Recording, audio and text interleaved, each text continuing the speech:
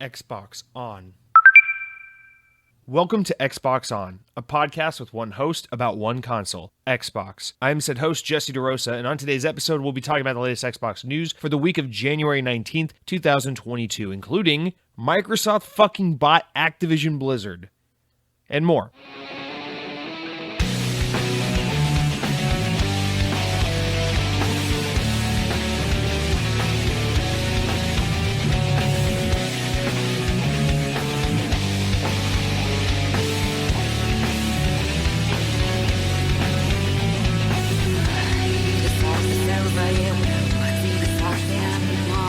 What have I been saying for the past 2 years? I could say every time we talk about Black Ops Cold War and you guys say, oh, fuck Black Ops Cold War, fuck Call of Duty, this game's shit. And I say every time, I'm a Black Ops man. Listen, I'm not necessarily proud of it all the time. Not every Black Ops game is great. You know, Black Ops 3 sucks aside from zombies. Black Ops 4 is okay, but it's not really Black Ops. But, you know, I always say, I'm true to who I am. I'm a Black Ops guy. And apparently Phil is too, because, you know, Phil Spencer is like, I love Nazi zombies so much. I love the song Beauty of Annihilation from Call of Duty World at War so goddamn much. I'm going to reach into Papa Satya Nadella's back pocket when he's not looking and grab a smooth $70 billion fucking dollars and go over to Bobby Kotick and be like, hey, you're a terrible person. How about I give you $70 billion and we get Black Ops over here on Xbox? And he goes, you fucking idiot. Every Black Ops game's already on Xbox. And he goes, shh. Here's the money, just shut the fuck up and let me have it. And then now we're here today, and that's why it's Tuesday instead of Wednesday when I'm recording this, and Wednesday instead of Thursday when you're listening to this, because, oh my God, Xbox just bought Activision. And if it's your first time listening to Xbox On, you're like, this guy is schizophrenic, click off, oh my God, take me back to Podcast Unlocked. And I'm saying, whoa, calm the fuck down. This is like the Corvette of Xbox podcasts. It's a little intimidating at first. You might think, oh, maybe this isn't for me, but I assure you it is. Just sit back, buckle up, and let me show you what a good time it's all about. A good time. All right, guys. Clearly something the fuck is up. I don't even know really how to do this podcast. I was at work this morning, 9 a.m., and actually I didn't see the news the natural way. I had my friend who has like almost no interest whatsoever in video games, just happens to own an Xbox because one time he bought a Call of Duty and it wasn't even a good one. And he texts me and he goes, bro, and I just see Activision, Call of Duty, Halo, and the Phil Spencer's buying it. And I was like, what? Like this is like a funny thing? And then I'm like, whatever. And then I swipe down my notifications and I think Mavsman or one of you guys reaches out to me like, dumbass, Phil Spencer has money in his pocket and he didn't buy milk like his mom asked him to. Instead, he bought Activision. I'm like, what is this? And then I go to Twitter. I'm like, oh, okay, fuck me. And yeah, ever since then, I spent the entire day pretending to be at my job, but actually trying to like read stories, figure out what's happening, try to write news, because I'm like, clearly we had to do the fucking podcast today, but this cannot wait. So enough preamble, enough banter. Guys, we're going to talk about the Activision acquisition with Xbox and Microsoft, obviously. This is going to be a very abnormal episode. So right now at the top of the show, we're just going to jump into all this bullshit, and then we're going to take a break after that and go into the regular run of show with regular news and all of that. So let's just pretend this is like a special E3 edition type episode of the show. We're going to go through all this Activision news, try to digest it. A bunch of you guys wrote in, so I have some feedback from you guys to go through. But let's just try to make sense of all of this bullshit for the next, I don't know, maybe 30 minutes, maybe an hour. Who knows how long this will take. But goddamn, this is exciting news, and there's a lot of it to get through. So without further ado. Okay, so the story developed throughout the day. New information was brought out after the initial announcement made by Microsoft. So what I've done here is I've compiled a bunch of different stories on this acquisition as it's developed over the day and tried to patch together all the important parts. So bear with me, this is a long one, but let's just read and take in the gist of the information. And then what I've done is I've broken down bullet points of some topics I think are really important to kind of just chew on. And then you guys have some questions and write-ins as well. And so we'll kind of do all that together after we read and go through the story. So this is mostly pulled. This is like a hodgepodge of articles from Video Games Chronicle and Windows Central. But the original articles, aside from like the press release from Microsoft, were mostly from like Wall Street Journal and Bloomberg and things like that. I don't have money. I'm not subscribing to these sites. So, you know, we get our news the way most people do, through other people relaying other news that other people reported on. Anyway, let's start reading. Xbox parent Microsoft has confirmed that it has acquired Activision Blizzard in the games industry's biggest ever deal. The acquisition, which Microsoft confirmed will cost $95 per share in an all-cash transaction valued at $68.7 billion, means that Xbox now has exclusive ownership of Call of Duty, Warcraft, Overwatch, Crash Bandicoot, Guitar Hero, rest in peace, and more.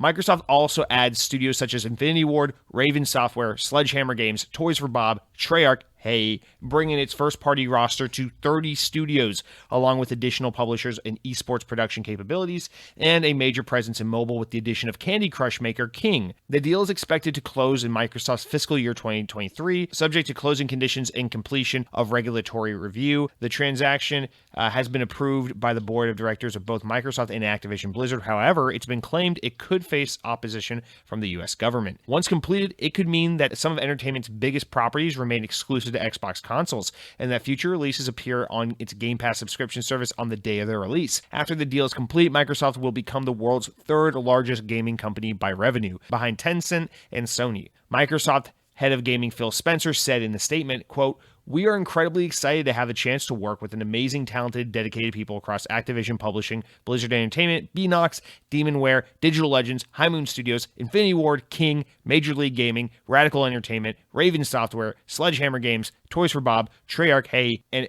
every team across Activision Blizzard. Until this transaction closes, Activision Blizzard and Microsoft Gaming will continue to operate independently. Once the deal is complete, the Activision Blizzard business will report to me as CEO. Microsoft Gaming will get back to that." End quote. Spencer said upon close, quote, "We will offer as many Activision Blizzard games as we can within Game Pass on PC and console, both new titles and games from Activision Blizzard's incredible catalog. The fantastic franchises across Activision Blizzard will also accelerate our plans for cloud gaming, allowing more people in more places around the world to participate in the Xbox community using phones, tablets, laptops, and other devices you already own. Activision Blizzard games are enjoyed by a variety of platforms, blah, blah, blah. We plan to support moving forward."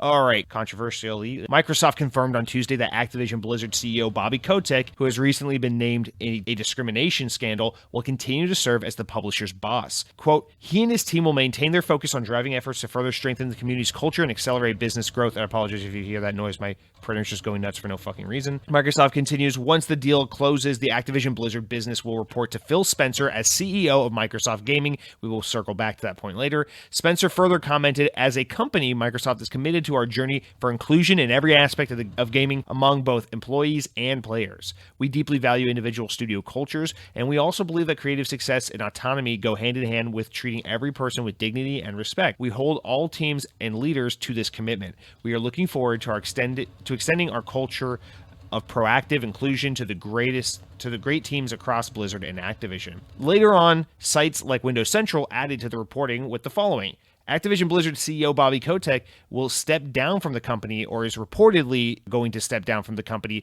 once it is fully acquired by Microsoft, according to a report from the Wall Street Journal. Sources who spoke with Wall Street Journal and are familiar with the situation indicate that once the deal goes through, which is currently expected to happen sometime before June 2023, Kotick will be stepping down. Now, continuing on with some additional reporting from Video Games Chronicle, Activision Blizzard CEO Bobby Kotick could be set to make over $350 million from the company's sale to Microsoft. The Xbox maker announced that it intends to acquire Activision Blizzard for $95 per share in an all-cash transaction valued at $68.7 billion, as noted above. According to the filings with the U.S. Securities and Exchange Commission, Bobby Kotick held 3.9 million Activision Blizzard shares as of August 7th, 2021. 3,908,698 to be exact. So following up with that chunk of information being basically saying that Bobby Kotick will become even more unfathomably rich than he already is.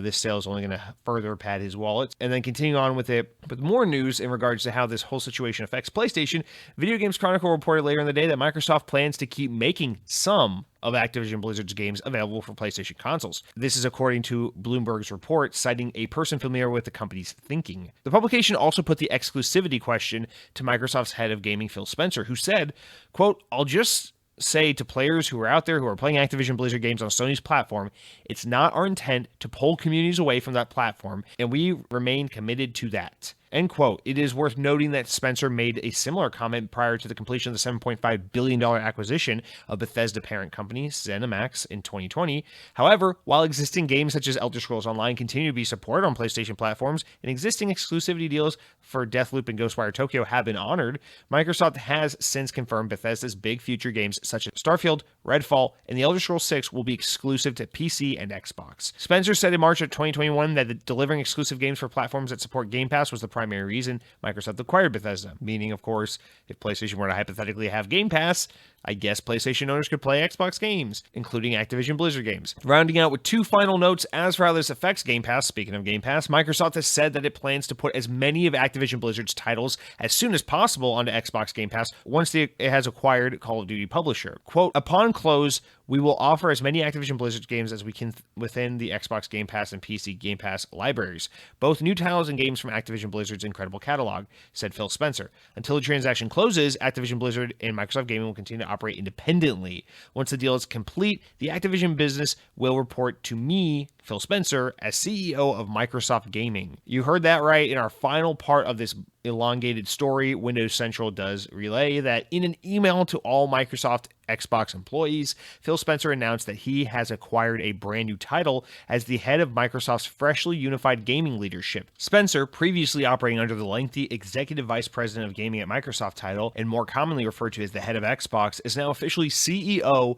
Microsoft Gaming. Simultaneously, all of Microsoft's gaming leadership now report directly to Phil Spencer, including Jarrett West, CMO of gaming, and the marketing team. Once the Activision Blizzard deal is finally complete, the company's leadership will also report directly to Spencer moving forward. As CEO of Microsoft Gaming, Phil Spencer is in charge of everything gaming from Xbox at Microsoft. Aside from the benefits proffered from the unification of all gaming leadership and corresponding teams, it also goes hand in hand with Activision Blizzard deal to signify just how serious Microsoft takes gaming ventures. Xbox is a significant section of Microsoft, and it will only continue to grow as time goes on. In particular, the Activision Blizzard deal means a lot to Xbox as a whole. So that's a shit ton of information to unpack, and let me just say, I already know this is 100% one of those episodes where by the time I'm uploading it and putting it in the can, I will think of 7 things that I'll be kicking myself over forgetting to mention. So I've tried to make notes about all of these things and to bring a lot of different perspectives from you, the audience, and a lot of different perspectives in terms of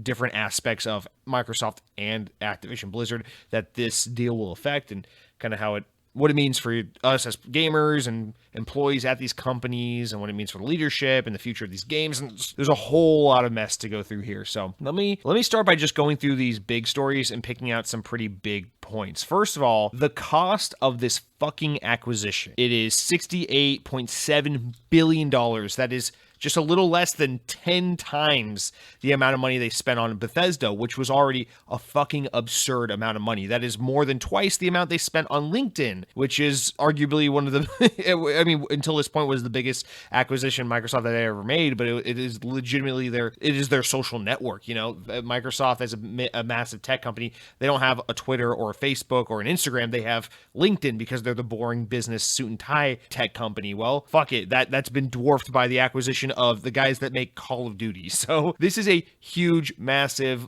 beyond any, like, I can't put this into context enough. What an absurd amount of money this is. Like, and I don't even mean this as a bragging point. I mean this as just something that just has me aghast. Whether you think it's cool, whether you think it's concerning, whether you think it's good or bad, all of those things are valid thoughts. I just cannot get over this quantity of money spent on buying a company that is literally in PR turmoil right now over some really bad shit that's happened there over the years. But I mean, what was the one I wrote? Oh, it's $1 billion more than the 2006 AT&T Bell South Singular Wireless acquisition or merger, nearly 10 times more than Bethesda, by far the biggest acquisition yet from Microsoft. Rest in peace, Nokia. That is what I wrote on that. So yeah, that's the first thing here. And remember the conversation when Xbox bought Bethesda, and it was, well, they got to recoup that money. You know, $7 billion ain't nothing, and you know they got to recoup that money somehow. And then we were all having the argument every day about, will Bethesda games end up on PlayStation? Will they not? Or is it all going to be Xbox exclusive? How are they going to handle this? And then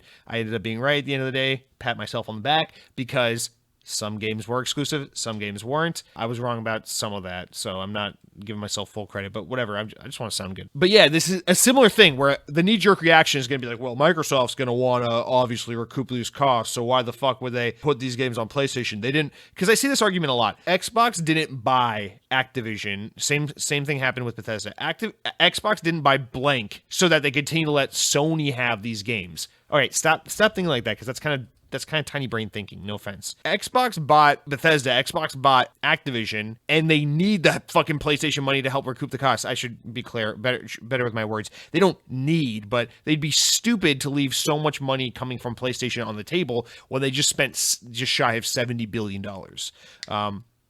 You think about all the money that Call of Duty brings in from game sales on PlayStation, microtransaction sales on PlayStation, Battle Passes sold through PlayStation. PlayStation is obviously the biggest portion of Call of Duty's audience with PC. I don't know. I assume because Call of Duty is a very console game centric shooter, probably in order PlayStation, then PC, then Xbox in terms of its market size. So why would you just cut out that massive portion of your audience and be like, nope, exclusive only to Xbox and PC, fuck you, when you're basically just saying, yeah, we spent $70 billion to get the Call of Duty publisher just to destroy the amount of profit that Call of Duty brings in. Obviously some of those players would move to PC, would move to Xbox, but some of those players would be like, fuck you, bye, I'm going to become a Battlefield fan. Anyway, that's a little side tangent because I wasn't even ready to get into that point yet. But the amount of money, that is just a staggering quantity to be spending on any acquisition. And the next thing I guess I want to bring up then is the whole monopoly angle. Let's actually come back to the monopoly thing. I think a better way to go through this, actually, instead of going through the story, would be to go through my points and the comments, and then we can go back to the story because that's probably a little more organized. Yeah, let me do this first. This was my first. I wanted to write this down because even though I don't agree with some of this now, I want to have my most raw take in place. This was my knee-jerk reaction within 30 minutes of hearing the news, and I just scribbled this down. This acquisition serves both parties, Microsoft and Activision. It takes the focus off of Bobby Kotick, who's in hot water, and the company in general is in hot water right now. Takes the focus off that conversation and that individual while letting him stay in place for now and continue to do his thing that he wants to do, quote-unquote, fixing the company. It aligns Activision with who has a terrible name right now, with Microsoft, who has a great name right now, and that just automatically creates better PR. People are just more willing to forgive stupid shit like this when there's something big and distracting in the way of it, right?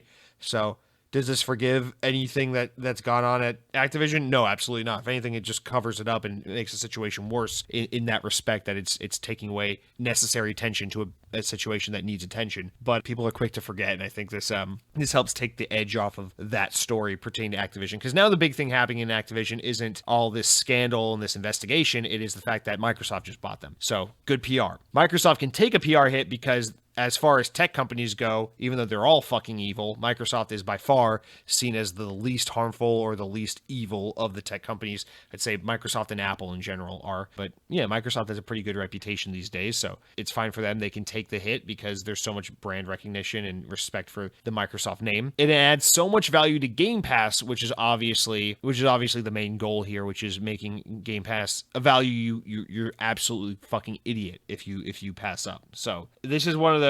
Microsoft has too much money for consequences, so they can absorb the woes of Activision and come out on top. And for Activision, this is a great way for them to rebrand, because what we were talking about during the Activision scandal, and I want to get this before we talk about the exciting stuff, right? I want to get this out of the way, because we were talking about during the Activision scandal, how do you get away from this PR? Obviously, Bobby Kotick needs to go. That's the first thing that needs to happen. But like, this hurts the brand, and it's like, does Activision need to rebrand themselves? Do they need to shed certain teams? Do they need to rename themselves, restructure in some way? Having Activision be a little less of an emphasis, having Blizzard be a little less of an emphasis, because that's now a subsidiary of Microsoft and Xbox, does help de-emphasize, and in a way does kind of reset and rebrand you a little bit. And I think that's kind of exactly what investors and executives at Activision probably want. And so that probably made this option, this offer, a lot more attractive to them. Because actually, another thing I didn't even include in the news is apparently Phil Spencer's only been talking with Activision about this possible acquisition since November. So 2 months. This conversation has been happening for 2 fucking months, 8 weeks or so. And it's just crazy to think that how fast this is moving. But you got to think, if you're that company and you're in this hot water and you're in this situation where it's like, we don't want to get rid of our CEO because he's the guy who makes this company run the way it runs. Bobby Kotick is Activision. He's the guy who brought it from zero to where it is today. Why would you want to get rid of that guy? But also, you need to get rid of that guy because he's bringing all the negative attention to your company. But you also need a rebrand, but you also need a new chance, a fresh start, all this shit. This kind of offers you that. It offers you a way out. And Microsoft is a really, really powerful, really wealthy, and really well-regarded brand to kind of hide underneath. So I think that gives a lot of, I think that helped especially investors soften to this idea of, yeah, Microsoft. That in $70 billion is kind of a lot of money. I wouldn't mind having $70 billion. Okay, so I did want to say that. That was my knee-jerk reaction. Some of that I kind of disagree with now a little bit, but we'll get into more of that later as we discuss other things. So the other thing I want to talk about is, and after we talk about this, we'll start getting into the fun stuff and bringing your comments. This is too much money on the table for this acquisition to simply be about video games. This acquisition cannot just be about, yeah, we want really awesome games so people don't buy PlayStation and they buy Xbox, so people don't do Stadia or Luna, but they do Game Pass. This is xCloud. This has got to be about more than that, because if you're Satya Nadella, because remember, there's a guy above Phil Spencer, and Satya Nadella is the guy who's focused on Office and Windows and Azure and, you know, those other Microsoft things that are usually a little less exciting, but the things that actually really bring in the money for Microsoft and help them become a company that can afford a $70 billion acquisition. So, you know, thank you, Azure. You're the one really paying for this deal at the end of the day. But Satya Nadella had to be in on the ground floor with this acquisition for it to have gone through and happened. And in my opinion, I just don't read this story, this situation, without thinking there's a lot more they see in this than just, oh yeah, this is really going to help the Xbox brand sell more hardware and get more subscriptions to Game Pass. It's just too much money on the table for that to be your only desire or intended gain from this transaction. So they mention Metaverse in the story, and I assume, you know, here is the quote, right? Activision will aid Microsoft's development of the Metaverse, according to Microsoft CEO Satya Nadella. Quote, "Gaming is the most dynamic and exciting category in entertainment across all platforms today, and it will play a key role in the development of the metaverse platforms." So I won't get into Metaverse too much because I want to talk about this, but obviously Microsoft is one of those tech companies that's leaning really hard into this Metaverse, almost like snake oil branding we're seeing from tech companies right now. But Microsoft is in position to be one of the companies to come out on top the most from this kind of thing. The whole, real quick, and I mentioned it in passing on the show before, Microsoft wanting to get in on the Metaverse has everything to do with them missing the boat on the phone market and letting Apple and Google run away with Android and iOS and totally missing the mark and not being able to succeed with Windows Phone. And the reason they care about Metaverse so much is because they see it as the next frontier. You know, there was the whole like, put a personal computer in everyone's home. Then there was put a personal computer in everyone's pocket. And now a lot of these tech companies are viewing Metaverse as, you know, the next thing like the home PC or like the smartphone. It's the Metaverse, whatever it ends up manifesting to be, whether it's a mix of AR, VR, or whatever kind of virtual space, or it's a fucking chip you inject in your brain, whatever the fuck people want to believe it is. That's irrelevant. The point is they see value in Activision that will help aid them in their development and their vision for the metaverse. The way I view that is, and it's kind of the same thing as VR, right? You know, like Facebook makes Oculus Quest or Oculus VR headsets, and why do they want that? Is it because they want to get into gaming and beat PlayStation and Xbox at gaming? Absolutely not. It's because gaming is the gateway into VR. It is the technology, is the entertainment you use to sell people on the concept of VR, with the hopes that you will eventually be able to get them in the door and get them hooked on VR so they can use it for other things, work, productivity, presentations, connecting with people around the world, whatever metaverse ensues. And I think Microsoft sees that a lot, where they're saying, well, our way into the metaverse isn't necessarily through a proprietary VR headset, but but when we think about people connecting over the internet and people being social in digital spaces, video games connect people like none other. And you know what video game really fucking connects people? Call of Duty Warzone, World of Warcraft. These games in and of themselves are little metaverses. And so my assumption is that Satya Nadella sees stuff like that and in his own way thinks that there's a potential to leverage that kind of stuff into whatever their vision of a metaverse is. We know so far what they've talked about with metaverse has a lot more to do with AR, has a lot more to do with digital and workspaces and collaborative kind of work and productivity related things, because they're Microsoft. Why wouldn't they do that? But I think they're just thinking about what are the biggest games that have the biggest audiences, that have the biggest impact and create the biggest social spaces. And a lot of that has to do with Activision's games like fucking Call of Duty Warzone and Potential. So I think there's a lot more to say about that topic, but we'll leave it at that because that's not the most exciting thing at this moment for us as gamers who want to play video games on video game consoles. But I think that's a very important component to why this transaction happened and where Microsoft's head is at from a leadership position with people like Satya Nadella and so on. So there's that aspect. Now, I have a bunch of other things I've written down, but I want to incorporate your guys' feedback into this. You guys wrote in with some good questions, some pretty obvious things that need to be addressed here. So let's start digging into that. Mojo said, will the acquisition of Activision affect my luck with ladies? No, Mojo, you are hideous and no one loves you. OG Man wrote, sorry, Mojo, I don't mean that. OG Man wrote in and said, Jesse, this morning I woke up to a notification on my phone from Google News. You should be using Bing, you asshole. The headline simply said Microsoft to acquire Activision Blizzard. My question to you is, what the fuck? Lol, this is the most ridiculous timeline for Microsoft. Also, I love how the second I saw the news, I immediately went to your Twitter and you had just tweeted about it as well. Well, that's more of a comment than a question, but I read it anyway because I love you, OG Man. But continuing on with that, because you're right, this whole idea of a timeline for Microsoft, what a ridiculous timeline for Microsoft. No one saw this coming. Even all the game industry pundits who were talking about big studio acquisitions, I was one of the people denying these, saying that I didn't think a big one was going to happen anytime soon. You know, even those people were all guessing shit like Ubisoft and WB Games. No one was guessing Activision. In fact, I thought if they were going to go for someone of this tier of like this echelon of like Activision, Take-Two, whatever, I thought EA was going to be the one they would go for out of all of those. But my heart was on, don't acquire any more teams, focus on what you have and make some good fucking games instead of just buying shit. But if they had to acquire anything else, my hope was that they would do Sega, because Sega has a lineage with Xbox and because Sega helps fill the lack of Japanese games that in their catalog, which Phil Spencer's always talking about but seemingly never doing anything about. So that's where my head was at. But I find this acquisition so funny because a couple of reasons. One, Xbox has no lack of first-person shooters, of Western RPGs, of Western games in general. You think about like the games Xbox has from its OG days all the way to its recent acquisitions over the years.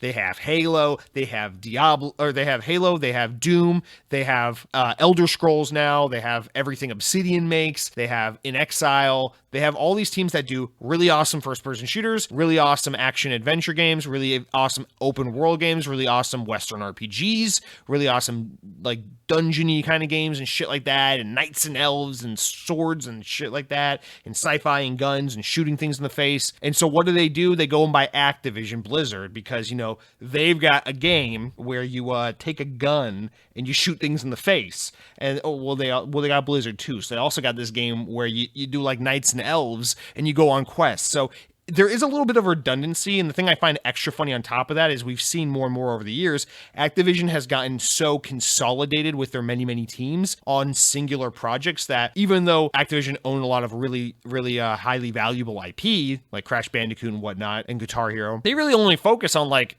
Warcraft, Call of Duty, Overwatch. Oh my God, I can't fucking believe Microsoft has Overwatch. That makes me want to hurt myself. But, you know, they focus on like 3 or 4 properties. So it's almost funny because the whole thing was like Microsoft has no games. Xbox has no games. There's no games on Xbox.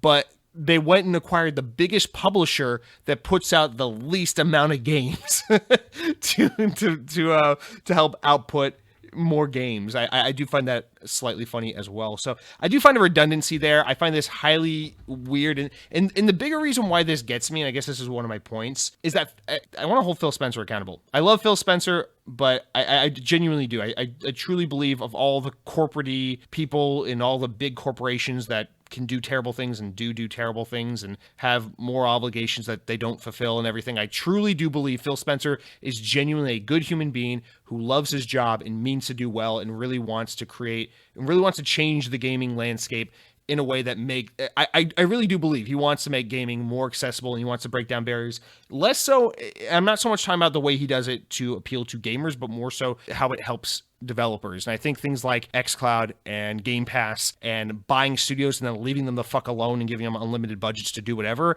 I think is really, really beneficial to the industry because he's making things so much easier and more comfortable for the developer. So there's a million reasons why I love Phil Spencer. I respect Phil Spencer, but I do like to hold him accountable as well because I feel like there are a lot of Xbox fans out there who just kind of want to virtually suck his dick in the Microsoft Metaverse, and it's a little concerning. Like, come on, guys, he's a human. This is what I want to say. Phil Spencer said in the earlier days of their open up your wallet and buy everything with fucking a heartbeat that they want to be careful and calculated about their acquisitions and work with teams, when not creating new teams from the ground up like the initiative, work with developers that have a history with Xbox, that have a history with Microsoft, and where it makes sense.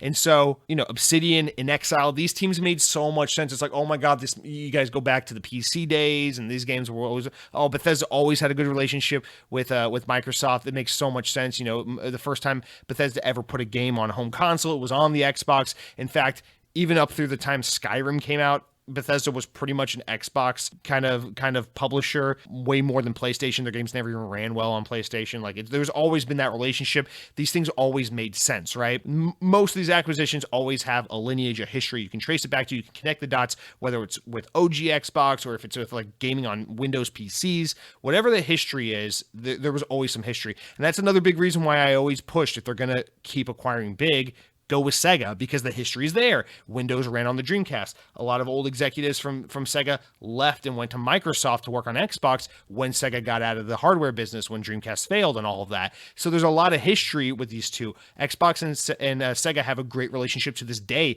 Phantasy Star Online 2 being exclusive to Xbox in the West. There's a reason for these things. It's because Sega and Xbox have a history. They have a good relationship. There's a lineage.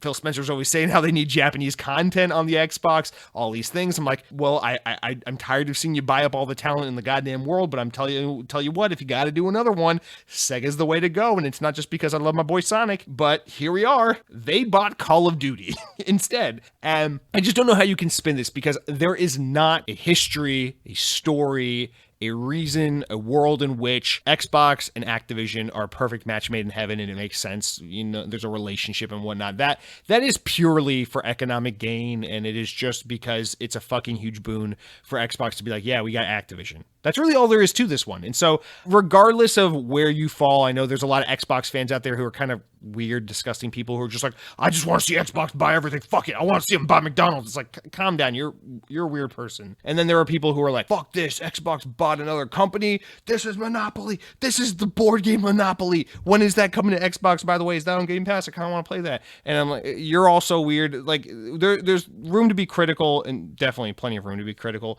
But let's put this into proper perspective. Xbox is not, they're not a monopoly, at least not yet. They're still far behind other companies in terms of profits and being the most prominent player in the game space. I don't love this whole buy your way to the top thing. It really fucking sucks, in my opinion. But I feel like people are being a little bit woe is me over it. I lost my point because I'm being stupid. I don't know.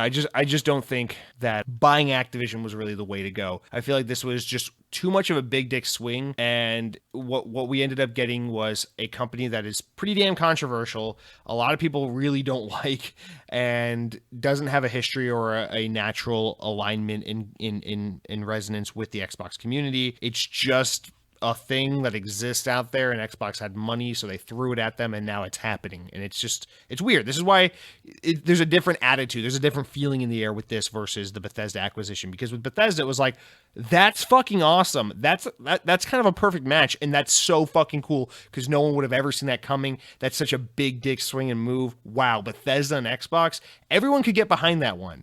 This one's a little bit like, they bought what? They bought the U.S. government, so like Biden, all of his guys, they're like Xbox games now. What?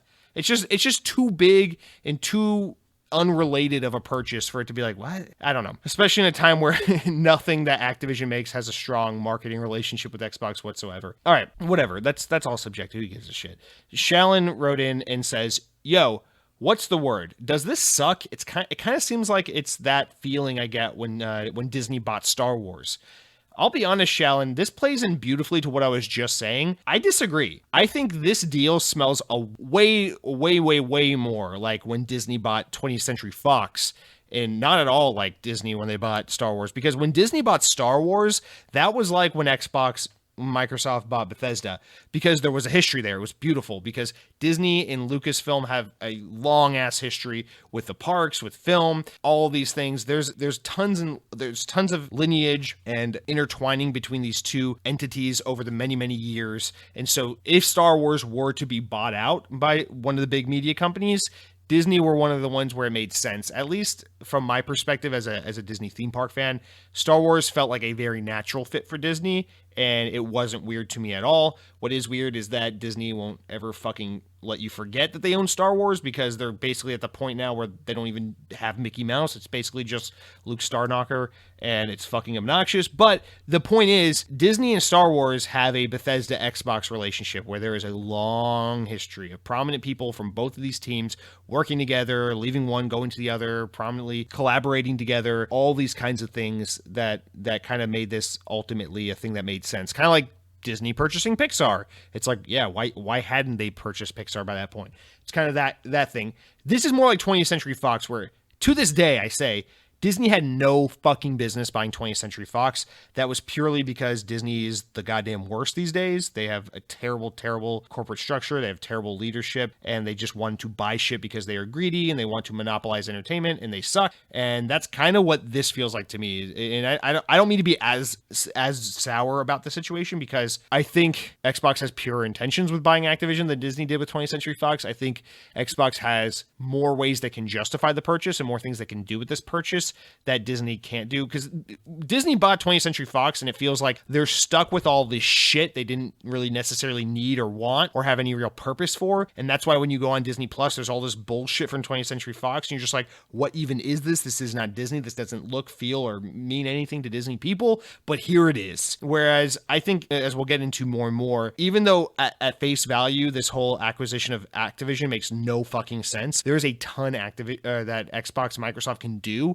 to make this a really good deal. And that has mostly to do with imparting Xbox's culture of, let's leave you the fuck alone, make the game you're passionate about making, do your thing, and we'll see you when you're ready to be seen. Because right now, the problem at Activision is that all these developers are pigeonholed into these positions of like, no, you are the Black Ops guy. You can only make Black Ops. No, you are the guy that makes the shitty World War II Call of Duties that no one actually likes. You have to do that. No, you are the guys who made really good Tony Hawk games, but now you have to fucking be support on Diablo for some goddamn reason. That's what Activision's been doing to its teams over the years. And I think Microsoft has the potential to come in and be like, hey, actually, you want to make another kiddie game? You want to make another Crash Bandicoot game? You want to make that game about the guy with the foot fetish? You can do that. Here's $1 trillion. Go fuck off. We'll see you in 5 years. Xbox can impart that kind of culture. And I think that's really going to be life-changing to Activision. In a couple of years, or in so many years, once we start to see the fruits of that labor, we'll be like, wow, maybe this was for the better. Maybe. It can go south as well. Don't get me wrong. But I do like drawing the comparison, although I politely disagree with the specific comparison. Rizzo writes in and says, after spending almost $70 billion and the deal is closed, do you think Call of Duty will be platform exclusive? Rizzo, this is definitely one that was on my list to get to. I do not think Call of Duty will be platform exclusive. If this is a Bethesda Game Studios like Starfield kind of thing versus like a Minecraft thing, Call of Duty's falling under the Minecraft category of there's no way in hell. I know a lot of you are probably already sick and tired of this from the Bethesda talk over the past few years, but I think firmly that Call of Duty remains multi-platform. At the very least, and I truly believe every Call of Duty will remain multi-platform. Like the next Call of Duty and the next Call of Duty and the next Call of Duty will all come to PlayStation 5. No questions asked, in my opinion. But especially Warzone will not be removed from PlayStation. There's no chance in hell, because because so much of Activision is just Call of Duty at this point that if you say Microsoft bought Activision for $70 billion, and the only substantial thing they were able to do immediately was just remove access to Call of Duty from PlayStation players, which is like 60% of the Call of Duty player base, then we got a fucking problem. Not from me, but from your audience. All you're going to do is burn the fuck out of Call of Duty players and make people hate you and significantly cut, income from Call of Duty. It's just not a great idea. I think anything especially that works on more of a free-to-play model or microtransaction model is even more likely to remain multi-platform, because you think about like a game like Starfield, right? Starfield is a single-player adventure story-based game. It is a game you're meant to boot up all by yourself and play to your heart's content and get lost in, and you buy the game once and that's it. You experience it, end of discussion, right? That is a game you can lock behind Game Pass and be like, come to Xbox. But a game like Call of Duty, it's like, sure, you can lock that behind Game Pass and Xbox and PC exclusively, take it away from PlayStation people, but that's all the many, many millions of people who own PlayStation 4 and 5. That just means you're not getting their season pass money. You're not getting their microtransaction money. They're not spending $20 fucking for a goddamn Krampus skin come Christmas time because you just took it away from them. And yeah, maybe some of those people will come to Game Pass and they'll subscribe to Game Pass, and that's ultimately what you want, is subscription numbers of Game Pass to go up and up and up. But again, you're immediately cutting out such a significant portion of Call of Duty's revenue by just being like, yeah, fuck you, PlayStation. And so I don't think that's going to happen. I think it creates way too big of a mess, way too fast. Let's say the next Diablo game, that could be exclusive. I could see that. Then the next, let's say they ever make another StarCraft game. Yeah, that could be exclusive. Let's say they ever make another Tony Hawk game or another Guitar Hero game, or God forbid another Spyro the Dragon game, or remember Skylanders, any of that kind of shit. Yeah. I could see any of that stuff being exclusive to Xbox, Game Pass, Xbox console, PC, no PlayStation, fuck you, Sony. Sure. Call of Duty, that shit's staying multi-platform. I'm not budging on that one. I'm just that confident on it. This is Call of Duty as a franchise. I think if there's anything in Xbox's repertoire that you can compare it to, it's not Halo, it's Minecraft. You don't want to fuck with it. Minecraft is this game that's been out for way over a decade, and it just continues to fucking be the biggest thing in the world. People buy it, people play it, and they never stop, and it's forever and always. Call of Duty is that same thing. People have been saying forever, this is when Call of Duty fails. This is when Call of Duty stops being popular. This is when people stop caring about Call of Duty. I don't know what to tell you, man. Modern Warfare 2019 was the best-selling Call of Duty game, and that was like the 700th entry into the franchise. So I think they got to treat this one like Minecraft. Mr. Miggy wrote in and says, Jesse, I know how everyone is probably telling you that the recent acquisition that Microsoft plans to do, blah, blah, blah, but I noticed, too, that they promoted Phil Spencer to CEO of Microsoft Gaming, which is weird because Xbox is not the name. It's not in the name. Mr. Miggy, this is a very astute observation. I think this is a very important thing to discuss, and I got to be really honest with you. I really, really, really wish I had more to say on this, but I don't. I really don't. My only thing I can think of in regards to this is that the reason why they're moving, well, first of all, Phil Spencer, CEO of Microsoft Gaming, that's a fucking big title. Obviously, it's just a name. It's kind of already what he was doing, but as this continues to grow and grow and grow, this is basically putting Phil Spencer in like a second in command kind of role in a way. But my guess is the reason why they're doing this is because Xbox has grown so much over the past few years that it's starting to get to a point where more of Xbox's owned things, their teams, their assets and everything are starting to weigh so heavily on the Xbox side that it's starting to make Microsoft look like the sub-brand of Xbox, and if you're looking at the company from an entertainment perspective.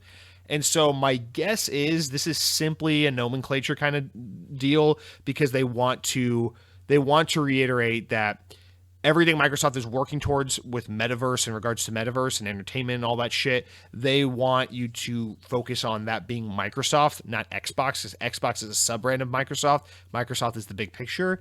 And so, everything that Phil Spencer's doing, yes, it's to serve Xbox. Yes, it's to serve Game Pass. Yes, it's to serve video game related content, but it's also to serve Microsoft as a whole. And a lot of what Microsoft plans to do and utilize its gaming efforts to do is help drive whatever the fuck it is they're doing with their whole metaverse narrative. So I think it's simply a title to try and reorient their idea of entertainment, of digital social spaces, and associate that with Microsoft, the brand, as Xbox continues to grow and grow and grow, and potentially be, just in terms of the number of teams and assets and shit they own, on rival with Microsoft. fucked in a sense, because I mean, it's like you think about Microsoft, it's like, okay, they're Microsoft, they have Office, they have Windows, they have Bing, they have LinkedIn, they have Skype, they have all this shit you think about. But and then it's like, okay, well, it's Xbox. They have Xbox, and they have this studio and that studio and that studio, and they have Bethesda, and they have Activision, they have, fucking Call of Duty and Halo and Gears of War. Oh my God. The fucking Halo, Call of Duty, Gears of War bro dude who drinks Mountain Dew and eats Taco Bell and Doritos and shit. That guy's completely fucking manifested into a reality because Xbox officially owns all the games mentioned in that stereotype. The only thing left for Xbox to do at this point is to acquire PepsiCo and Frito-Lay, although I think Frito-Lay might be part of PepsiCo. Whatever, because as soon as they own Doritos and Mountain Dew and Taco Bell, it's fucking game over. Game over, man. So you think the next acquisition is going to be fucking Warner Bros, you dumb idiot? No. They're buying Mountain Dew. Anyway, all joking aside, I think it's mostly name related. There could be a lot more to that, and I really feel like a fucking idiot, like I'm missing something big there. But I at this point in time, I really cannot think of what it is. But no, that's a really good observation. I think it's definitely worth something bringing up and talking about for sure. OMG Baxter writes in and says, is it really a, quote, monopoly when Microsoft has made it clear that they want Game Pass on all platforms? It's Sony and Nintendo that are denying their fans. All right, OMG Baxter, I agree with what you're saying, but I don't necessarily agree with how you're saying it. But this is a good point. No, and thank you for writing in, because, yeah, they have made it very clear. If Xbox could put Game Pass on Nintendo Switch and PlayStation 5 today, guess when that would be on Nintendo Switch and PlayStation 5, barring any logistical hurdles today. That shit would be available ASAP, immediately, no questions asked. However, it's a little bit of like talking out of both sides of your mouth, because it's like, yeah, we want to meet players wherever they're at, just so long as wherever they're at is Xbox Game Pass, giving us their $15 a month, not them. Not buying the game from Sony, not subscribing to a Sony service, not buying the game from Nintendo. As long as we're the ones getting the money, sure, we don't mind playing nice on someone else's platform. It's like, what? It's like, yeah, I don't mind coming over to your house and making myself at home and living there forever, just so long as you pay the rent. It's like, that's a terrible analogy. I'm really bad at analogies. But anyway, the point I'm trying to make is, yeah, so it's not a monopoly in the sense of like they're saying PlayStation players cannot have access to Game Pass. But what they are doing is they're grabbing Sony's arm and twisting the fuck out of it and being like, come on, we're not stopping you from letting your players play Call of Duty. You are, because you're not letting Game Pass on your platform. It's like, well, no shit, because they want to make fucking money. Because PlayStation needs money. PlayStation can only do PlayStation if they're earning tender, not like Tinder, the app, but like tender, like legal currency, so they can be profitable and continue to be a company and pay their employees with money so that they can put their kids into failing public schools and buy Honda Civics. Like, what do you want?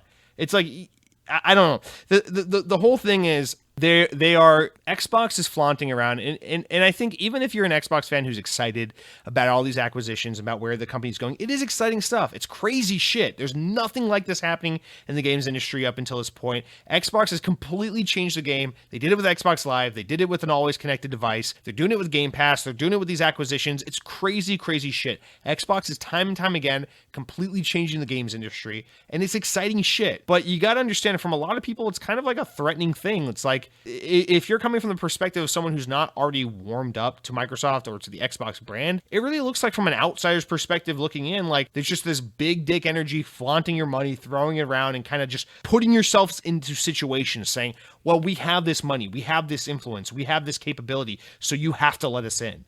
It is a little aggressive and a little bit like concerning for some people, because that's not traditionally how this game is played.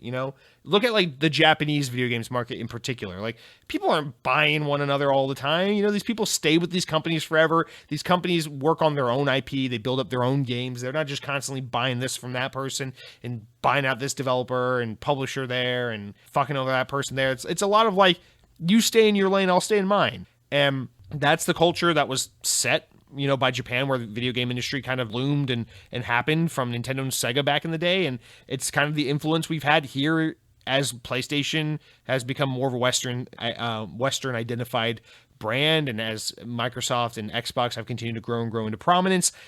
It's just not the standard. It's not what we're used to. It's not how this really works. And so, yeah, it's concerning to a lot of people. It's alarming. At the very least, it's different. It's just something you got to look at and be like, whoa, that's Because no one would have, let's be honest, 5 years ago, no one in the fucking world would have been like, yeah, you think one of the big three is going to go out and buy Activision? Everyone would be like, no, that's fucking stupid. No. Will they buy a tiny company? Yeah, they might buy a small developer, because we've seen that happen. There's a precedent for that. But to buy a fucking publisher, because you got to think about the hierarchy. There's like the independent developers, the small, tiny independent developers, and then there's like the regular development teams, and they're generally owned by like a big publisher. Then there's the big publisher that owns all these development teams. And then on top of that, there's like the mega publishers. There's the Nintendos and the Sonys and the Xboxes, and that's pretty much it. It's basically those three. And so we've seen it where it's like, oh yeah, Sony bought Insomniac. They're an independent developer. They kind of like doing their own thing, but now that they're owned by Sega, or by Sony rather, they're a little more secure financially, and they can whatever. There's a way you can make an easy case for why that's good for Insomniac. They've always had a great relationship with PlayStation. That's nice, right? But we don't have a precedent for Sony being like, oh yeah, we're buying Capcom. We're buying Square Enix, whatever. People always talk about Sony should buy Square Enix to respond to Microsoft. Sony doesn't have money to be doing that shit, but they I guess if they really wanted to do a last-ditch effort, they could. But the point is, it's like there's no precedent for that, and this is weird, because you got to look at this and be like, well, what are you really getting at that? Like, Bethesda kind of already had a culture of like, yeah, we let our team do their thing. Our teams kind of make their games. Bethesda makes whatever they want, whether it's Starfield or Elder Scrolls. Machine Games works on Wolfenstein, and they do that. They do their own thing. And Arcane is always working on something new. They always got some new creative project, whether it's Prey or Deathloop or Dishonored, whatever. They've got so much of like a hands-off, let the people do what they want to do kind of thing. So Microsoft coming in and not buying a team, but buying the entity of Bethesda is just kind of like, well, what does Bethesda really benefit from that? That's kind of already how they operated, So and I have counterpoints to that argument, but let's not get into that. Let's just say it's a reasonable situation or a perspective for someone to come from and be like, that's weird, isn't it? And I think with Activision, it is a little different. And this is not me trying to defend Microsoft. I genuinely think it's different. And I guess, whatever, we already touched on it a little bit, but let's just get into it a little further. It's different with Activision because, like I said, every Activision developer is right now kind of pigeonholed into being like, you are this support team. You play the latest Call of Duty game, and the first like 20 seconds of the boot up screen are just like, oh yeah, and this developer worked on it, and this developer worked on it, and this developer, because we have it in our heads that's like, oh yeah, Modern Warfare is by Infinity Ward, and Black Ops is by Treyarch, but it's like, not really. It's like, Black Ops is by Treyarch with support from Raven and Demonware and Shanghai Activision and Toys for Bob and all these other teams. It's like, yeah, it's a very big effort. It is not one team making the whole thing happen. I understand that's just how big AAA games are made these days, but Toys for Bob was making those cool Skylanders games. People like them. What's up with that? Remember these like Crash Reignited, Spyro Reignited, and Crash Insane trilogy? People were like really happy to see these guys again. They bought those games and they're like, cool. It's like, what happened to that shit? It's like, hey, dude, Vicarious Visions made a really, really good remake of Tony Hawk's Pro Skater 1 and 2 like a year and a half ago or whatever. And then immediately after, Activision was just like, oh yeah, fuck you, no more Tony Hawk. That shit was too much fun. You have to work on Diablo for the rest of forever, and your name is being removed from you. And it's just like, dude, that fucking sucks. So the only benefit I see to why you would want Xbox to buy Activision is because now they can free up those teams. Now maybe they can say, and this is the big one, right? Removing the annualized release cycle of Call of Duty. Oh my God, can this finally fucking happen? All right, everybody keep your pants on for a second. Remember, this acquisition probably won't be made at the very earliest, like this fall, at the very latest next June. So we've got a ways to go before this officially takes hold, but oh my God, that's what has me the most excited is this fucking thought right now. Not THOT, but like thought that we can get away from the annualized release cycle of Call of Duty. And that would make me so happy because next year's Call of Duty game is supposed to be a Treyarch Black Ops game, and Black Ops got its development cycle cut by a year, so now they only have 2 years to make the next Black Ops game instead of 3, because you'll remember they were thrown onto Black Ops Cold War last minute in 2020. So this could potentially, come in at just the right time where Xbox could come in and be like, no, Treyarch, your game's delayed. It doesn't have to come out in 2023. You can get an extra year. Maybe, who knows? And I love this idea of like, maybe like, remember Raven they made like all these games people love, like Singularity and Wolfenstein, before Machine Games was doing Wolfenstein and everything. Like, maybe you look at Raven and you go, hey guys, how'd you like to make a game? And Raven goes, oh my God, could we? And they pull out a journal that's 700 pages long and it's old and dusty, and they go, these are just some of the ideas for games we wanted to make before Activision said, fuck you, you have to work on Warzone for the rest of forever, and if your hands bleed, don't you dare act like you're Jesus Christ, because you're not bleeding hard enough. Now get back to work, you swine. And then Phil Spencer will be like, come now, my child. And he'll bandage up their wounded hands, and he'll say, whatever game in this book your heart desires to create, it shall be done.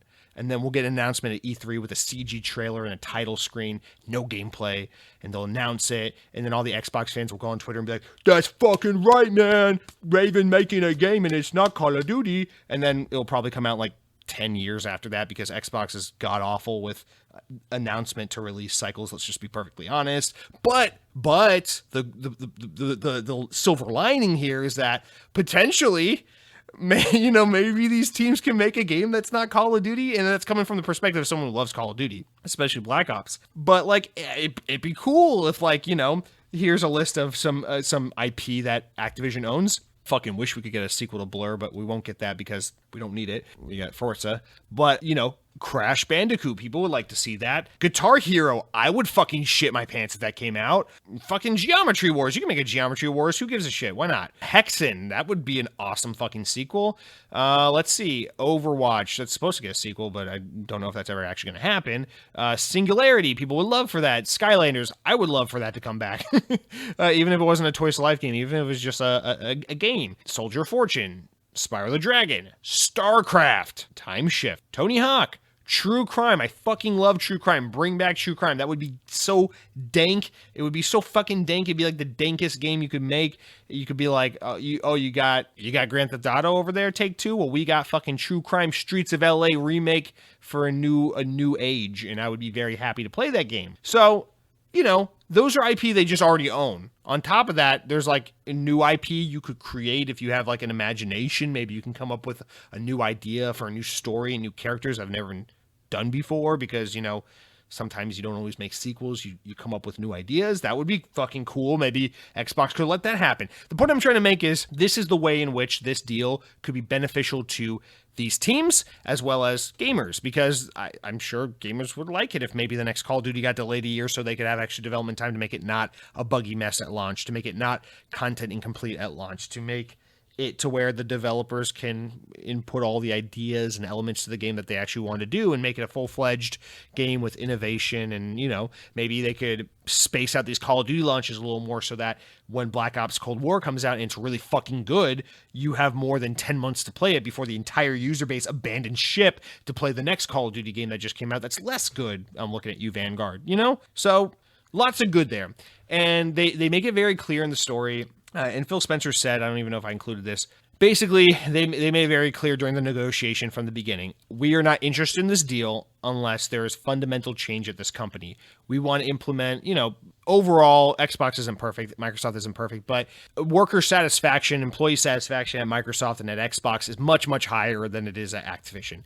And a lot of this, from Phil Spencer's perspective, and I don't take this as PR, I believe this is genuine, is that, hey, we want to impart a lot of our culture into Activision, which is to say we want to let these teams be more, we'll be more hands off with them and let them kind of develop their own unique culture, their own unique identity, and do what they need to do.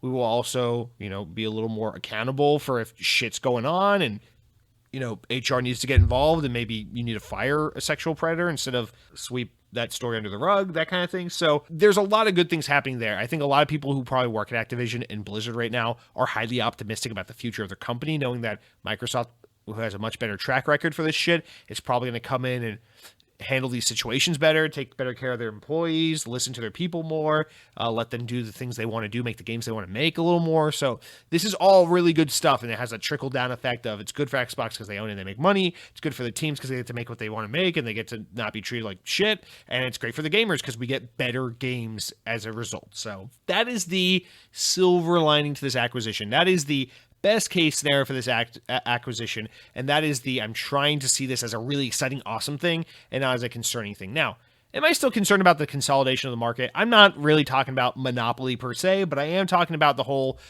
creative devoid or the lack of creativity associated with this whole buy everything mantra. It does suck. I don't care if you're excited about this. Good for you. I'm not trying to take away that excitement, but it does objectively suck that instead of Microsoft being like, yeah, we're going to create awesome games with the many, many, many developers we already have, and we're going to continue to have a great relationship with our partners at other companies, it'd be really great if they were just like, we're going to do that instead of just, buy talent away from Sony or buy this team away. Because guess what?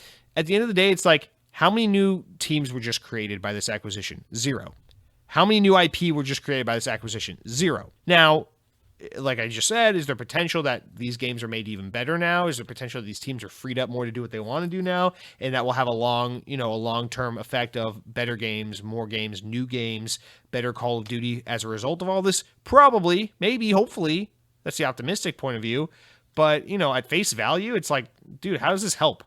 You just spent shy of $70 billion fucking dollars to buy a company that makes games for Xbox. They already make these games for Xbox, dude. I can already play all of these Activision Blizzard games on my Xbox. You didn't have to do Overwatch and Diablo and Call of Duty. These games are already on Xbox, you silly bean. So what's the point? And so I think there are arguments to both sides. There are defenses to both sides, and I'm trying to be balanced here and introducing a lot of concepts, and I know I'm just rambling, but there's a ton to talk about, and I think all these perspectives and all these concerns are pretty valid. And I don't know, I don't love the whole people just shooting down everyone else's concerns about this, because this is an unprecedented move. This is a really crazy thing, What the fuck is High Moon Studios going to go do, Beanox. Can they get the fucking Spider-Man license? Can we get another Spider-Man Beanox game? For the love of Christ. God damn, that would be amazing, Can we go back to, like, Call of Duty just being Infinity Ward and Treyarch, and then it can be like, Infinity Ward, you get a clean 3 or 4 years to make whatever Call of Duty you want. Treyarch, you get a clean 3 or 4 years to make whatever Black Ops game you want to make, whatever. Go nuts. But Toys for Bob, Sledgehammer, Raven, whatever, for our third and final wish, we wish that you were free. Like Genie in Disney's Aladdin, the shackles will come off your wrists, and you will put on a goofy hat, and you will go be free and pack your suitcase and have a vacation. That is the hope, that is the dream, but it is not a guarantee. Now, let's see what else there is to go over. As we wrap up this Activision talk, something a little fun and lighthearted real quick. Tech Daddy writes in and says, Jesse, what crazy combination of games would be totally possible now, but would never happen? I already responded to you on this, but the one that I think of is Hexen, because Hexen was a game made in the Doom engine. It was published by id Software, the creators of Doom, back in 1995, and it was created by Raven Software, who's owned by Activision. It is basically like a different version, like a more like mystical, or I really don't know how to put it, like a more magic version of like Doom. And it was fucking awesome. And it was 4-player co-op, and I had it on N64 growing up, and I sucked at it, but I used to play it with my siblings all the time, and it was a lot of fun. And I think it would be so fucking badass if they gave like a Doom 2016 treatment to Hexen, and to see like id and Raven come back and make Hexen again after all these years, brought together by Microsoft of all companies. I think that would be so fucking cool. And aside from that, obviously the biggest one I would ask for that we don't have anymore is Guitar Hero. I fucking love Guitar Hero. I hate this conventional wisdom that reigns supreme in games media and in the games conversation and industry, that people just don't want to have these plastic instruments taking up space in their homes anymore, and that these like Rock Band Guitar Hero games were a fad, and that there's just no place for them in the market anymore. I fucking hate that conversation. Even if it's true, I don't know if it's true. Maybe. I hate that fucking conversation. I truly believe deep down my bones, if you made a kick-ass Guitar Hero, not like Guitar Hero Live when they fucked up trying to bring it back. Guitar Hero Live was fine. But like a true kick-ass, and Hunter, if you're listening, I know this one's for you, like Guitar Hero 3 style Guitar Hero, like bring it back to its fucking core. I love the full band setup, but you don't even need to have that. You can just have the guitar and the game. Make it cartoony, make it crazy, make it zany, make it like take place in hell and be ridiculous and over the top, and make it just super fucking arcadey, and don't try to make it real, and don't try to bring modern arena rock. We don't need fucking Imagine Dragons and shitty new Fall Out Boy. We don't need any of that stuff. You need like classic rock and post-hardcore and 2000s emo shit and 90s punk rock. Bring all that shit back together, and grunge and all those awesome like genres from like the 70s up through like the early to mid aughts when music actually had like guitars and shit and it was fun. Put that all together into a kick-ass, cartoony, fun, arcadey Guitar Hero game again. Really polish it up, make it great from top to bottom.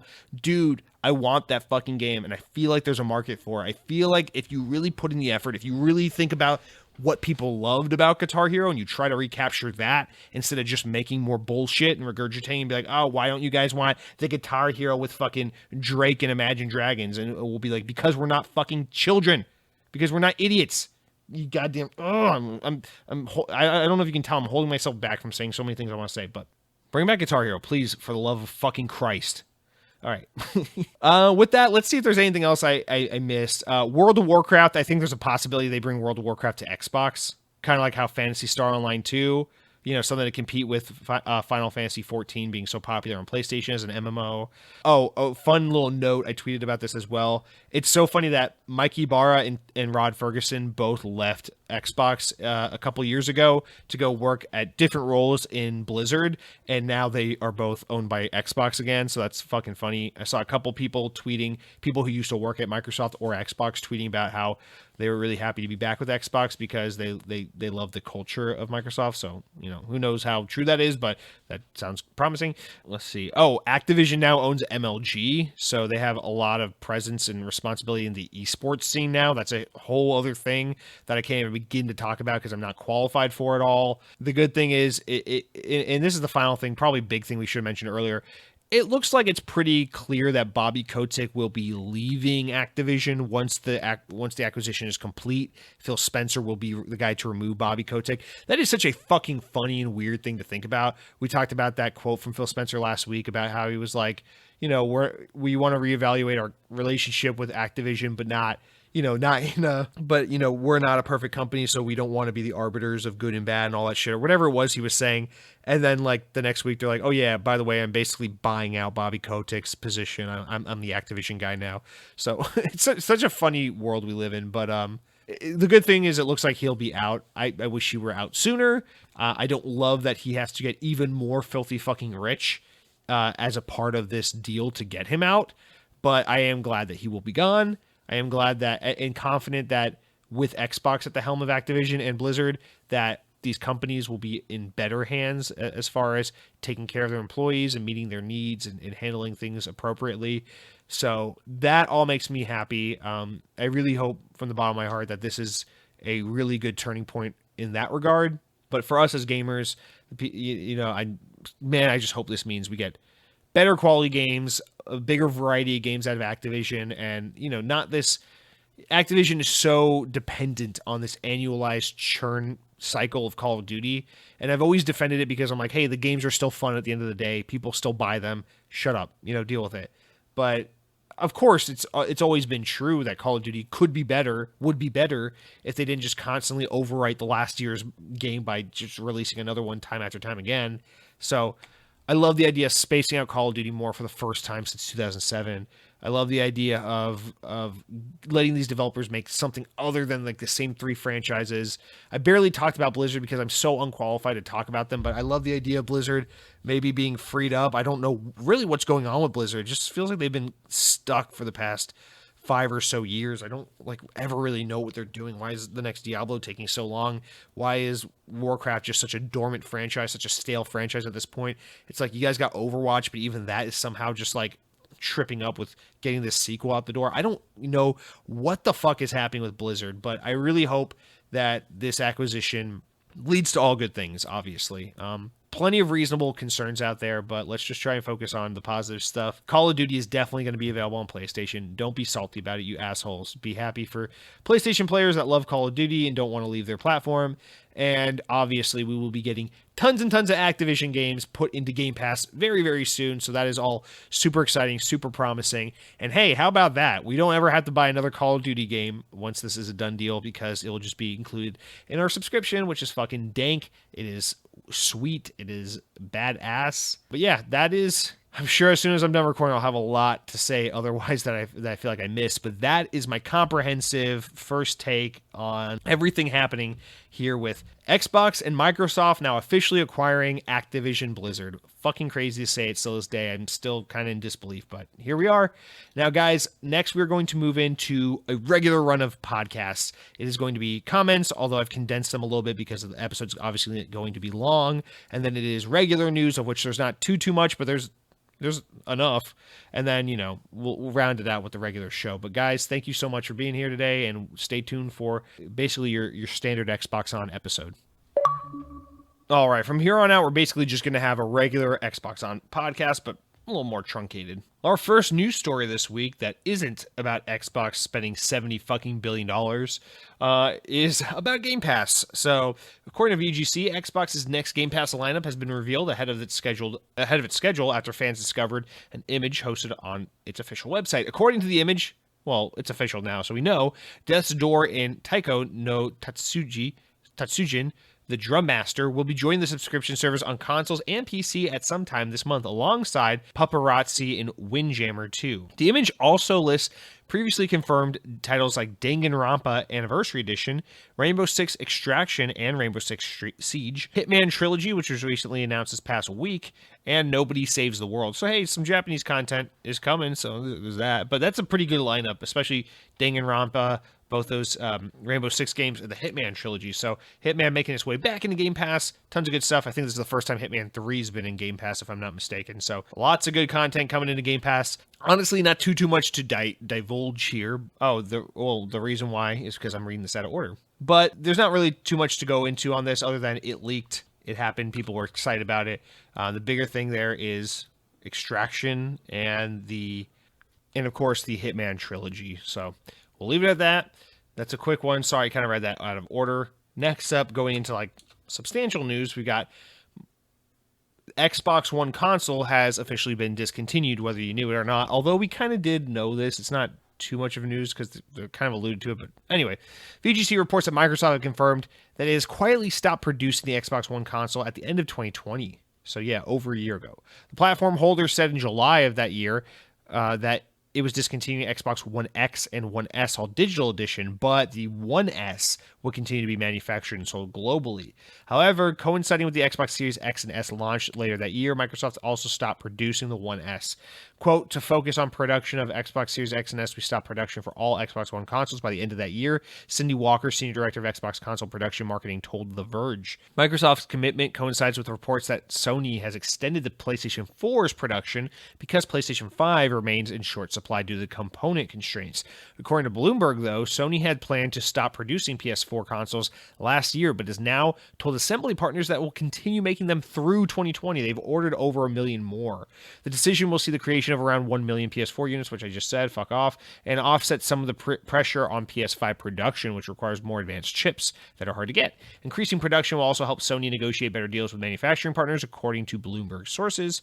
While the Xbox Series S is widely available to purchase, Microsoft has struggled to meet the demand for the Xbox Series X. So, this is important to note because a couple things. This is really more of Sony's story than it is of Xbox's, because we all knew this. The Xbox Series S basically replaces any need for an Xbox One console. So, yeah, who gives a shit that they quietly stopped making the Xbox One? When was the last time you went to a store and saw an Xbox One on shelves? Who cares? Because you can buy the Xbox One Series S for $300. It's a great fucking deal, and it's more powerful than Xbox One, and it plays all the Xbox One games plus the new games, and it's just a moot point.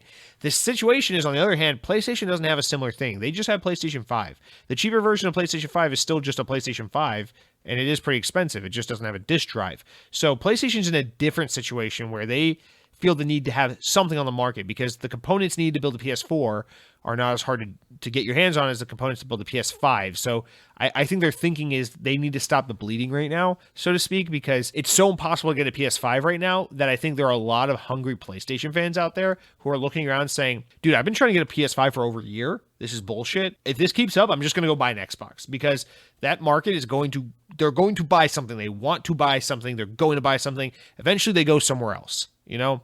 And you might say, well, Jesse, that's stupid. If you want an Xbox, why would you buy a PlayStation? If you want a PlayStation, why would you buy an Xbox? Because when people want to buy something, they tell themselves in their head as a psychological thing, I am agreeing to put down money, and they will look for an excuse to spend money because that is how humans are. We are bad with our money and we are stupid. And that is absolutely true. It just, this is how this shit works. And I could absolutely see this being a real concern for Sony's because anyone, like I've said multiple times on the show, and I'm sure many of you experience this, go into your local Best Buy, go into your local Target, check out the video games aisle. There's no Xbox Series X in stock anywhere. There's no PlayStation 5 in stock anywhere. There are generally a pretty fair amount of Xbox Series S's in stock and Nintendo Switch. But you cannot get your hands on the X. You cannot get your hands on the PS5. And I think a lot of these people are going to be like, fuck it. I just want a next-gen console. I just want a new box that plays new games. And there are going to be people seeing Halo Infinite running on next-gen hardware. There are going to be people seeing people playing all these new games and, the faster loading and, whatever, new. And they're going to be tempted. And they're going to see Xbox One S or Series S on shelves and go, you know what? Fuck it, $300. It's cheaper than a PS5. It's here now. I can try this Game Pass thing that has all this chatter. People are going nuts about it. It's a great value. It's a great deal. Let me give it a try. And you're potentially losing people on the PlayStation ecosystem to Xbox if you do that. So I think from Sony's perspective, they think, well, PS4 is like having an Xbox Series S on the market. I think we all know that's not true because PS4 is very old hardware, even though it can play, whatever PS4 games, and a lot of PS5 games are being made for PS4 as well. It's not quite the same thing. I think the market is smarter than that. They don't want the old thing.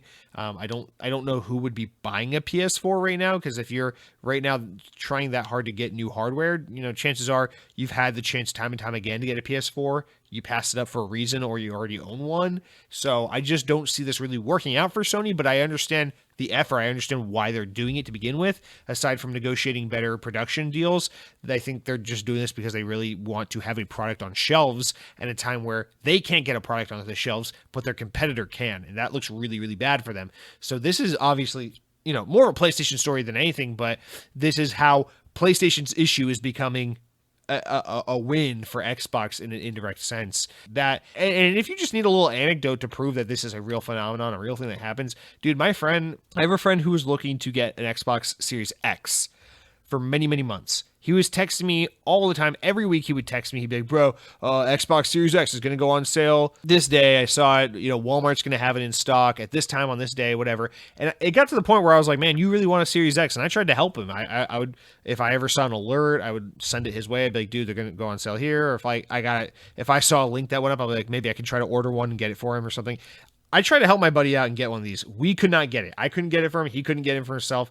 And after like 2 or 3 months, he gave up and he was like, nah, fuck that. And he literally told me, he's like, I have an Xbox One S. It works fine. I barely ever play it. I don't need the Series X, but man, I just want it. I know you have one. I know everyone says it's really good. Like, I feel like I'm missing out. I want to get this thing. He was prepared to spend $500 on an Xbox Series X when he has an Xbox One S that he almost never played even when he first bought it. But, the hype and the new thing, and he wants it, and he knows it's hard to get, and he just wanted it. And I think there was a lot of people in the market like that. Ultimately, he ended up getting his hands on one of the Switch OLEDs that recently came out, which is also really hard to find, and that satiated his needs. So, I mean, look at that. Xbox missed out on a potential sale of a Series X because they couldn't meet the demand, and he ended up buying something from Nintendo. Is it related? No. Does it play the same games? No, but he's a person who wanted to buy a new video game thing, and he found a way to get it. And I think that is a serious problem Sony is facing, and it's becoming a big win for Microsoft right now to have that Series S so readily available. Next up, VGC reports that Microsoft's head of gaming has said that he expects PlayStation. It sounds like we're talking about PlayStation shit a lot now, but the problem is this is Xbox. But Phil Spencer expects PlayStation to follow the Xbox's footsteps when it comes to launching an anticipated Game Pass rival.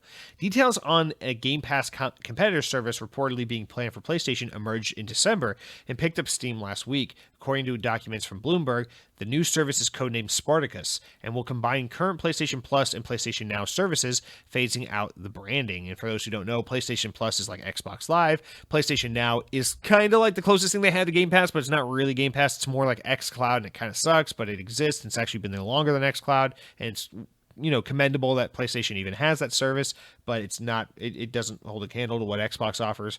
But this Spartacus program would be like a proper Xbox Game Pass competitor. It is expected to launch for PS4 and 5 this spring to be structured across 3 payment tiers. The first tier would be basically just PlayStation Plus, kind of like Xbox Live, with free monthly titles. The second tier would have a large catalog of games like Game Pass, although not first-party titles at launch. And the third tier would extend demos, games, streaming, and a library of classic PlayStation games for backwards compatibility, which PlayStation, of course, lacks, famously. Asked about the claims by IGN, Xbox boss Phil Spencer, he's not the boss of Phil Spencer, he's the boss of Xbox, said that he believes a Game Pass-like service from Sony is inevitable. He expects new releases to be available day one in the subscription, although he did not specify whether he thinks it will include first-party titles. He says, quote, "I don't mean to sound like we've got it all figured out, but I think the right answer is allowing your customers to play the games they want to play, where they want to play them, and giving them choice about how to build their library, and being transparent about what our plans and our terms are on PC initiatives across cross-gen initiatives and other things," he says. So when I hear other things like Game Pass coming to PC, it makes sense to me because I think that's the right answer. Spencer continues, "I don't really look at it as a validation. I actually, when I'm talking to our teams, I talk about it as inevitability. So for us, we should continue to innovate, continue to compete, because the things that we're going to do might be advantages that we have in the market today, but they're just based on us going first. Not that we've created something that no one else can't go and create." I really like this response from Spencer, because even if he's wrong, it is the correct mentality to have, which is that, like, listen, right now Xbox is on top, optically at the very least, because Game Pass is awesome. It's an insane value. You cannot deny it. They're so consumer friendly right now. They have these new consoles that are awesome. They have new games that are awesome. The new Halo is making people believers of Halo again. It's all good news for Xbox right now. But this is exactly the mentality you're supposed to have, which is, yeah, I mean, things are working out for us, but we're basically, if you're looking at it as the competition of game services, Netflix game services type deals, we're not really competing with anything because nothing else really exists like what we have. You know, Google gave up immediately with Stadia, which wasn't even as good as what we have. Sony, our bigger competitor in this space, doesn't even have anything like this to compete with. So it's like, yeah, we look great because we got, EA Access and all that shit in there. We got Ubisoft Play, whatever these fucking sub-brands are. We got all this shit kind of cross-pollinating with Game Pass. We got all these games. We got first-party games from us. We got content from third-party publishers coming day one at times. So much good shit. But you got to assume, like, if someone was going to come and compete with you, they would do all those things too. In fact, they might have more tricks up their sleeves that you don't have. And so you got to be aggressive and competitive like this, because you never know what the competitor is going to have if and when they do decide to join in the fun. And I appreciate that point where he says it's not validation, it's an inevitability, or that's how they at least see it, because that's exactly right. Xbox Game Pass kind of forces the hand of PlayStation. They clearly don't want to do a Game Pass type service, but they don't really have a choice when this is what Xbox has created, and it's the thing everyone wants, and it's the thing you can't ignore, and it's the thing that's drawing people away from your platform and to the competitor. So what are you going to do? Not compete? But that is the real thing, because this is where it's like all or nothing, right?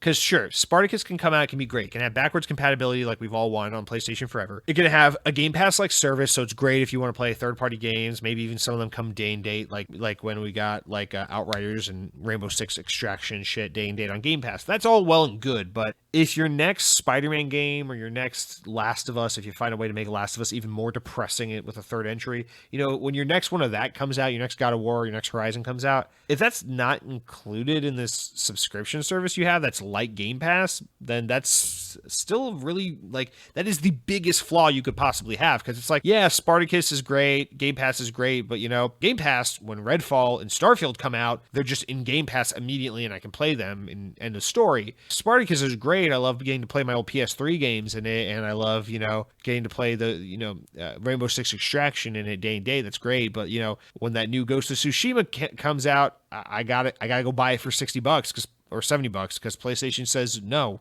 that can't be included in your subscription. So it's the biggest hanging point contingency they could have, and it seems like I don't know. I'm of the mindset Sony wouldn't do that, because I don't think Sony has the money to just keep burning and to keep being like, here's a multi-million-dollar game that we made. Here, just having the subscription service for a loss. Like they can't afford to be that way and to do that. So they have to be really creative about how they approach this service platform thing. They have to have some unique angle that Xbox doesn't have that can justify having a subscription service at a similar price point to Xbox, but also allow them to get away with the fact that they're probably not going to include their first-party content day and date. They might include it later, 6 months or a year later, but I don't know, man. This is going to be I'm so curious to see how this goes. In fact, even though Activision acquisition is more hype and more like, whoa, I know that's a long-term thing. We're not going to see the fruits of that labor and that merger anytime soon. But this is the kind of thing where I'm like, we could see something on this soon. This might be the biggest story, the biggest development of the year as we see this unfold and start to play out. So I'm really interested to see how that goes. And then our final story of the week comes from VGC, and it is that Respawn's upcoming single-player game that is reportedly in development is a first-person shooter, but not Titanfall. According to GamesBeat's source, the title is being built around the principles of mobility and style, but again, it is not Titanfall despite sounding like Titanfall. The site claims that the studios will spend another year or so prototyping concepts, with the planned release date being around 2024 or 25. Respawn confirmed last July that it was developing a new single-player adventure game. Job ads build it as a designer's dream playground with freedom to innovate made possible through a unique universe. Earlier in the week, it was revealed that the game's former creative director, Mohammed Alavi, had left Respawn. He had previously been a senior designer for the Titanfall series and a narrative designer and art director for Apex Legends, and also designed iconic Call of Duty missions like All Guild Up while at Infinity Ward. So really big talent leaving Respawn. Really big Titanfall influence leaving Respawn, and apparently Respawn's working on a new game that is not Titanfall, that has a lot of Titanfall in it with its focus on mobility and being a first-person shooter. So maybe this is just me being a lack of creativity on my part, but this sounds to me like, hey, we're not making Titanfall anywhere, but we are taking the things that worked with Titanfall and making other games, because Titanfall just does not make money, but we make great games and we know it. So we got to go find a different IP that can sell our ideas and our great game development, which is so fucking unfortunate because, as we all know, as this is a podcast full audience full of people who are of great taste and probably played Titanfall 1 and 2, Titanfall is fucking awesome. It's better than Call of Duty. It is so goddamn good. It is such a great first-person shooter series. It is a crying shame that we don't get another one. But I get it. You got to go where the money is. And right now, if you're EA as a publisher, you're looking at Respawn, you're saying, you are our star pupil right now, because BioWare cannot get anything right now. None of our teams can really put any games out at the moment. DICE is fucking up with Battlefield. You guys haven't fucked up. You know, when your games fail to perform, it's, you know, commercial failure. It's not because the game isn't good. The game is always good. And when you guys succeed, like with Apex Legends, oh my God, you make so much money. You guys have the special sauce. You know how to make nothing but great games. And so I think there's this emphasis, this focus on like, continue to do what you do, but just don't make Titanfall, because Titanfall doesn't sell. And I almost feel like at this point, really, Titanfall can't succeed because it came out the gate the wrong way. You know, if Titanfall 1 had been available on PlayStation 4 and not just Xbox One back in 2014 when it came out, I feel like the whole story on Titanfall could be different. And Titanfall 1 was such a great exclusive to have on Xbox One. It was the game I picked up with my Xbox One. It was the thing that helped bring me back into being so down the rabbit hole with Xbox and in love with Xbox again. It was experiencing Xbox One for the first time, playing Titanfall for the first time, just really loving that experience. I have so much special nostalgia and love for that old Titanfall Xbox One marriage, that old Windows 8 days of Xbox, and rest in peace Windows Phone. But I gotta be honest, Titanfall probably should have not been an Xbox One exclusive. If it had been a multi-platform game from the get, if it had been available day and date, Xbox 360, Xbox One, PS4, PS3, and PC, day and date, I think the Titanfall story today could be completely different. Because PlayStation 3 or PlayStation 4 had a terrible first like 12 or 15 months on the market. It had literally nothing worth a damn to play on it. It just sold like crack because that was the one that everyone decided was going to be the cool platform that generation. And it won the marketing and the optic conversation. So it was selling like crack. PlayStation 4 was selling so damn well at that point in time. But it didn't have shit worth playing. If that console had Titanfall with the kind of hype behind the PS4, if it had Titanfall at launch, oh my God. Obviously that would have been good for Xbox, but that would have been so good for Titanfall. And so I like to think that if you had indoctrinated the PlayStation 4 audience from the get with Titanfall 1, you would have had so many more people who were indoctrinated and in bed with the franchise and going, oh, I want a sequel to this. I want Titanfall 2. And I think it would have made Titanfall 2 more successful. That, and of course, the famous story of how EA fucked Titanfall 2 by releasing it right in between Call of Duty and Battlefield that year. But I think that's the other side that doesn't get mentioned enough, is that Titanfall probably could have been a bigger property if from the beginning, from the start, you had not shot in the foot by putting it exclusively on a platform that had no install base and no fanfare at all at the time. Titanfall got fucked twice. For Titanfall 1 because it wasn't on PS4, and with Titanfall 2 because they launched at literally the worst possible time. And as a result of that, we are getting awesome games continuously from Respawn. They're still doing great work. I can't wait to see what's next. I can't wait to see what this game is. But Titanfall, it is not, because God hates us. That's why we're not going to get a Guitar Hero 3 remake. Guys, that's going to do it for all of our regular news this week. Let's jump real quick into the important enough news stories. These are stories important enough to make the podcast, but not important enough to warrant their own discussion. 343 Industries have said that it will change the price of several items across Halo Infinite shop following feedback from players. It's also confirmed that individual items will be released for sale outside the confines of the bundles, which previously saw players forced to buy bundles to get the one item they wanted. So that is all good news, slowly making Halo Infinite a better experience. VGC also reports that Hogwarts Legacy, the upcoming Harry Potter RPG, may not launch until 2023, according to journalists. Speaking on his Sacred Symbols Plus podcast, my boy Colin Moriarty, my favorite podcast host, said, when brought up by a co-host about the game in discussion, quote, "I'm hearing behind the scenes that the game is not coming out this year and that it is in some sort of development trouble," end quote. So I hope we see something on that game at least this year. It doesn't need to come out this year, but I would like to see an update on it. So, hopefully. We miss you, Avalanche. Come back. Next up, VGC reports, President and CEO of Platinum Games has announced he's stepping down from the company. Kenichi Sato has held the position since April 2016, but in a statement on Platinum Games' website, he revealed that he left the role last month. So, good luck with everything you do, Kenichi. Hopefully everything is well. Windows Central reports that Xbox Game Pass has reached 25 million subscribers. Microsoft confirmed this on Xbox Wire today, ahead of the news that they bought Call of Duty and Everything You Love. Previously, the service had benched around 18 million subscribers or so. So 7 million subscribers in a year, not too shabby. Hopefully, with Activision in the fold, we see that number jump. And lastly, Windows Central reports that Microsoft and 343 have shut down matchmaking for Halo 3, Halo Reach, Halo 4 on the Xbox 360. So old school Xbox 360 Halo era has come to a close. Firefight matchmaking for Halo 3 ODST, it's all gone. Kind of feel bad that I didn't jump in on that at the end there. I didn't want to set up all that shit. I don't know where my games are for 360 and all that, so I really didn't want to get it all going, but kind of feel like I missed out by not trying to be there in those final days. But yes, I saw a lot of people trying to ride out the last few hours of the servers being on. Very bittersweet moment. Obviously, these games can still easily be played, all of them, through the Master Chief Collection. But, classic Halo 3 on Halo 3 servers on Xbox 360, that is something we're all nostalgic for. God damn it, we're getting old and death is inevitable. All right. Well, I'm sad. We just ended on a really sad note. Now, normally there are other things I skipped this week. There's the what I've been playing. There's the what I've been eating. We'll save that for next week. You guys did have some other comments as well. We'll save that for next week. This is a very long episode. So next week, do expect, here's a little tease. Expect updates about the barbecue games, about our takes on barbecue sauces and things like that. Expect updates on NFTs, updates on Temple Knights Game of the Year picks. Expect my feedback after playing Guardians of the Galaxy. I finally beat that game, Anacrusis, which I've been enjoying a lot. And but we'll talk about all that next week. I told you, a little bit different week. I had to cut it a little shorter because I don't want to make this too bloated of an episode. But with that said, let's round out real quick with the Games with Gold reminder, which you don't need, but here it is anyway. We have Nero Voider available for the entire month. We got Aground available from now until February 15th.